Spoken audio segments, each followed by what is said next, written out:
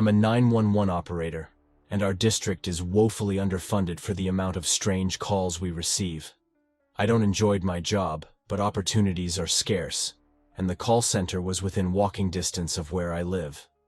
Calls range from normal things, like domestic disputes and burglary, to the not-so-normal, like shaved animals and structures not being where they should, or being where they shouldn't. To show you what I mean, this is a call I had that I thought was going to be in the normal category. 11:52 p.m. The phone rang. I dropped my book and put the receiver to my ear. 911, what is your emergency? A small voice replied in a quiet time, I need a policeman to come. Hearing a child's voice on the line was an unwelcome surprise. Sure thing, dear. Can you tell me what is going on? I could hear unsteady breathing. As much as I wanted to, I knew better than to ask again. Finally, the little girl replied, A bad man is in my house. My heart dropped. I had police ready to roll within minutes. Okay, can you tell me where you are and if you are safe? I waited for her reply. She spoke in a quieter voice. I'm at my house. I am hiding in my closet under my clothes. I think he hurt my mommy. The matter-of-fact way she spoke was heartbreaking. I got an address from her and was told police would arrive in 5 minutes. The police are on their way. They will be there soon. Just stay quiet and stay on the phone, okay? We have a police radio set up in the call center. I turned it on and listened. Officer. Dispatch, we have arrived. The building looks run down and vacant. Approaching the front. Front door is unlocked. Officer. Back door is also unlocked. Moving in. I could hear the creak of a door opening through my headset. They were in the right place. My heart beat hard. I whispered into the mic. The police are there. Let them search the house. The girl giggled. I know. I sat frozen. Her reply was wrong. It made me feel queasy. I jumped as the police radio came to life. Officer Zeus. I've got a body here. It's a real mess. Either an animal attack or a psycho with a bladed weapon. Continuing my search for the girl. The girl's voice humming a nursery rhyme floated through my headset. I couldn't turn it off. I couldn't hang up. One of the officers cussed loudly. What the hell is that? There was a gunshot followed by screaming. So much screaming. Ripping fabric. Screams of pain and unidentifiable wet sounds flooded my ears. As fast as it began, it ended. All that remained was the humming. With tear-filled eyes, I looked over at my supervisor who had patched into my line. His face mirrored my own, shock and disgust. I nearly fell out of my chair when the girl's voice spoke again. Thank you, she giggled once more. Heavy breathing was all I heard as I reached over and hit the disconnect button. My supervisor walked over to the map of our county. He took a red pin from the box and pressed it into the map. It joined 100 other red pins, each marking an address that we wouldn't send responders to. Regular calls were marked with green pins. Yellow pins were for anomalous calls. And red, as mentioned before, was reserved for places that we would not return to. That last call I shared was a bit heavy. Luckily, we don't get ones like that super often.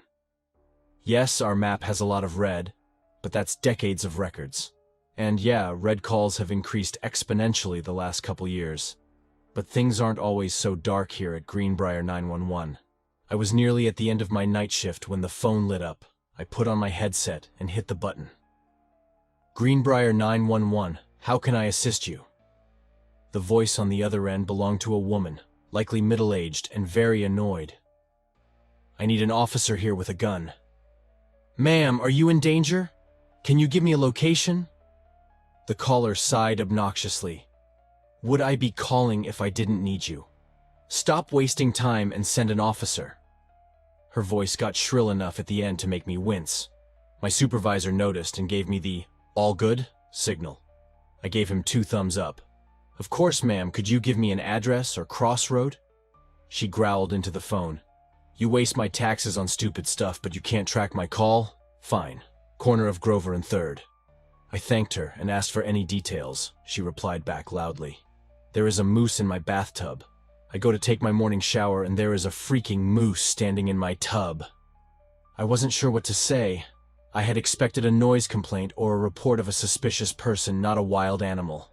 I typed the info into the computer and sent it to the police dispatch. Not a minute later, my personal phone lit up with a text. Yo, Kylie, you mean to say moose? Andrew was dispatching tonight. I confirmed that I did indeed mean a moose. That's whack. I'll let the officers know. 20 minutes later, I was listening to the entire fiasco on the police radio. Animal control managed to tranquilize the animal only to find out it didn't fit through the door. So they ended up removing an exterior wall. Using a reach forklift, they lifted the poor animal out of the bathtub. But in the process, it woke up and tore free from its bindings. The moose fell to the ground but appeared unharmed as it ran into the woods. As to how it got in there, your guess is as good as mine. Night shift is a different game altogether. It's like people shut off their brains once the sun goes down. It's hard to find people willing to pull graveyard, partially because of craziness, but mostly because of Jordan. Jordan isn't a local, most of us working the call center. He used to be a big shot editor for some East Coast newspaper before getting fired and moving to little old Greenbrier. Rumors flowed through the office as to why he got fired, none of them very flattering. But Jordan brought that upon himself. He was an ass. Show up 5 minutes late? Expect to be written up. Missed a detail on a call? Write up. Someone calls back to complain about you? You guessed it, a write-up. I'm a pretty quiet person that tends to stick to doing my job while on duty. I think that's the main reason Jordan doesn't bother me. I would still prefer day shift, but since I get an extra $1 an hour working nights and can get along with the night shift supervisor, I often find myself taking more night shifts than most. I received a call on one of my night shifts that still bothers me today. It had been a peaceful night. We had a single call earlier about a raccoon stealing garbage cans and hiding them in the woods. Animal Patrol had their hands full dealing with the 37-pound animal, but no one was harmed, and the trash cans were returned to their owners. 5:02 a.m. The phone rang. Greenbrier 911. What's your emergency? A male voice answered, his tone already frustrated. Hi, this is going to sound dumb, but I'm stuck in my house. All right, sir. Who am I speaking with, and are you in immediate danger? The man replied, James Oswald. No, I don't think so. It's just that I can't get out. Look, I just need someone to come open the door, okay? James, are you saying your door won't open? Have you tried your back door? Or a window? James' voice took on a bit of annoyance. Do you think I haven't already tried that? I've been stuck in here for a while and have tried everything short of breaking down a wall, okay? I need someone to come here and possibly break the door down. Okay, James. I'll have the fire department out there as soon as they can. What is your address? He seemed appeased. I got his address and forwarded it to the Greenbrier FD dispatch. I talked with James while he waited for help to arrive. He explained that he had tried kicking the door down but couldn't do it. He even tried the windows, but they were security glass and he couldn't break them either. I found that a little odd but didn't comment on it. 30 minutes later, I got a message from the FD that they were on site. I heard their voices come on over the radio. Greenbrier Fire Department, is anybody home? There was no reply. They called out a few more times. Greenbrier Fire Department, can you hear us? Are you in need of assistance, hello? James was quiet. I called out to him through my headset. James, the fire department is at the front door. Can you hear them? I could hear James's breathing, but it was irregular at this point. Feeling uneasy, I radioed the first responders. Hey guys, be aware something feels off about this. Yeah, I don't know what to tell you. There ain't a whole lot going on here. The house is abandoned. Nobody's home, doesn't look like anybody has been for years. Front door was even unlocked. I could hear their footsteps echoing as he talked to me through the radio. We're going to do a quick check of the entire area, but we've got busted open windows, unlocked doors, and enough dust to grow corn in. Feeling a little bit annoyed, I turned off the radio and focused on the headset. Okay, James, is this some sort of prank? I heard what sounded like a sniffle, and James's voice returned. Please, please don't hang up. Whatever you do, just please don't hang up. The desperation in his voice was real. I don't know if I'll be able to get through again. It's been so long, so damn long. I've tried calling every day. I tried calling, but no one ever answers. If they do answer, they can't hear me and they hang up again. Please just hear me out, okay? I didn't abandon my family. I didn't run away. God, they must be thinking the worst of me by now. I was just doing my job, okay? I was checking out the building. I'm a home inspector, it's what I do. I inspect places. I came in and no one was here, so I did my job. But I couldn't get out. I miss them. I don't know why I can't get out. His speech was fast and panicked. Hold on, James. Are you claiming to be in the house? Yes, he shouted. I'm in the house, okay? I've been here for who knows how long. There's a phone on the wall I try every day to call out, to get somebody to answer, to get somebody to show up and get me out of this hellhole. So I am begging you, please do not hang up. I haven't heard a voice in so long. I need to know. No. I need my family to know. I need them to know I didn't abandon them.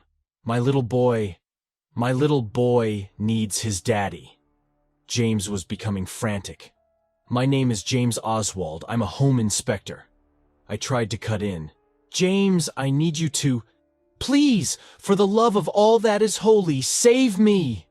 His voice roared through my headset. I winced at the sudden increase in volume. He broke into sobs, punctuated by a few incoherent words. The voice of James Oswald began to fade into static. He made a few more pleas before the line went dead. I sat there trying to comprehend what I had just heard. Was it an elaborate prank or something so much worse? Jordan leaned back in his chair so as to look out of his office at me. Kylie, don't forget to pin the call. He went back to whatever it was he was doing, as if the call we had just received was some mundane stuck cat in a tree request. Numbly, I did as he said. I pressed a yellow pin into the address the call had claimed to come from. When I got home that night, I couldn't stop thinking about James. I had to know if there was any truth to his story. I Googled his name, and a plethora of results came up. Missing persons reports, news recordings of his distraught wife begging people to come forward with any information. I couldn't bring myself to watch the clip of James's 5-year-old son talking about his missing father. Just the thumbnail brought tears to my eyes. The sadness weighing that child down at such a young age. I considered contacting the family. I don't know what I would have told them, but I felt like they needed closure. They deserved something. But the most recent date was 1986. James's son would be older than me by now. No. It wouldn't be helpful. I closed my laptop. I wouldn't open up old wounds. I'm tired. I think I'm going to call it a night.